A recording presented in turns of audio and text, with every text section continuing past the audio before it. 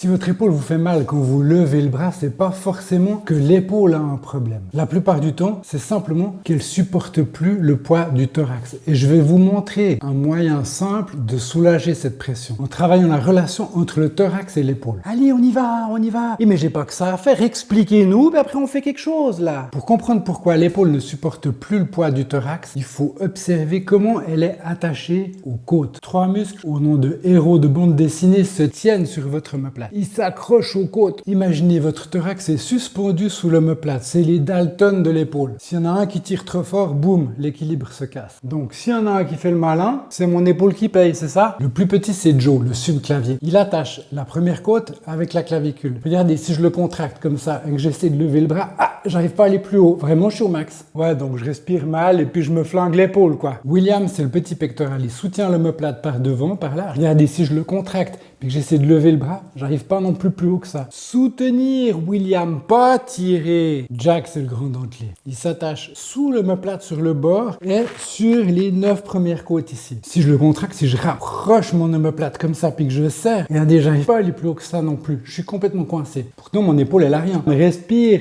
Mais attendez, les Dalton, ils sont pas 4. Il est où Avrel? Avrel, c'est le trapèze. Lui, il s'attache pas sur les côtes, mais il tient toute la colonne vertébrale depuis là jusqu'ici. Alors évidemment, si je contracte mon trapèze comme ça, et que j'essaie de lever le bras, j'arrive pas très haut non plus. C'est que comment moi j'ai faim. On fait d'abord les exercices. Donc toutes ces manières-là de faire pour lever le bras, elles vont faire que mon épaule, elle bloque sans qu'elle ait le moindre problème. Alors imaginez si l'épaule a des problèmes, ça va être encore pire. Pour Joe et William, on se met sur le ventre. Prenez une balle, moi j'aime bien une balle comme ça. Vous la mettez juste sous la clavicule, assez proche du sternum. Le bras il est posé sur un support et on va faire des petits cercles sans forcer. On essaye de se détendre et de jouer avec les différents angles que notre clavicule peut offrir à ce petit muscle subclavier pour que les fibres, elles se trouvent exactement dans le bon sens pour se détendre. Ensuite, on va déplacer la balle, on va la mettre en regard du petit pectoral, donc simplement on la déplace de côté en direction de l'épaule. Je suis toujours comme ça sur le ventre, je respire, je laisse ma respiration me porter. J'aimerais sentir que mon thorax peut se remplir et se vider, qu'il y a une souplesse dans cet endroit, juste sous la balle. Puis je vais jouer avec les différents angles de ma main, elle est posée sur un support. Puis je peux explorer toutes les différentes directions que ce muscle peut offrir en laissant se détendre tout mon thorax sur la balle. Vous pouvez utiliser différentes balles, des balles de tennis,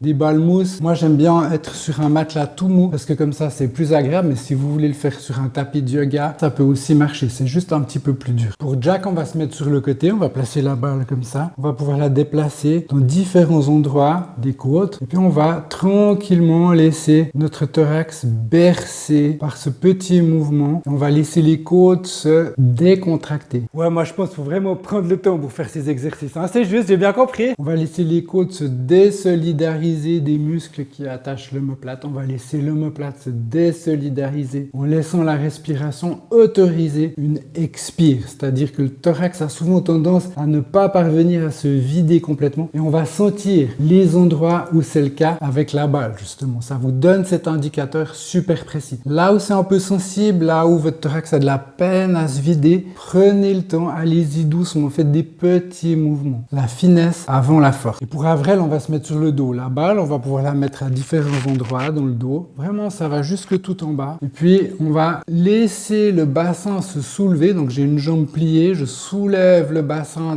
du côté opposé à celui où j'ai mis la balle. Et je vais effectuer une espèce de torsion comme ça qui va permettre aussi aux fibres de mon trapèze de chercher une détente inhabituelle dans un angle qu'il n'a pas l'habitude. Ça le surprend, ça lui permet de se détendre beaucoup plus vite. Prenez le temps avec la balle d'identifier les endroits où c'est plus difficile pour vous, où le thorax a tendance à se solidariser avec l'omoplate. Est-ce que avant de lever mon bras, je laisse mon omoplate tranquille? Est-ce que j'autorise mon thorax à vivre son expansion respiratoire ou est-ce que finalement je le prends avec pour monter le bras, auquel cas ça bloque? Je lâche comme ça, hop, aller jusqu'en haut. Maintenant, si la douleur elle est plutôt devant l'épaule au moment où vous levez le bras ou bien quand vous êtes couché sur le côté pendant la nuit, on doit aussi pouvoir regarder du côté de la nuque, parce qu'il n'y a pas tout qui vient de la relation entre le thorax et l'épaule, il n'y a pas tout qui vient de la relation entre l'épaule et le bras, comme on l'a vu dans la vidéo d'avant, mais il y a aussi des espaces entre la nuque et le thorax qui sont super importants puis qu'on va regarder dans la prochaine vidéo.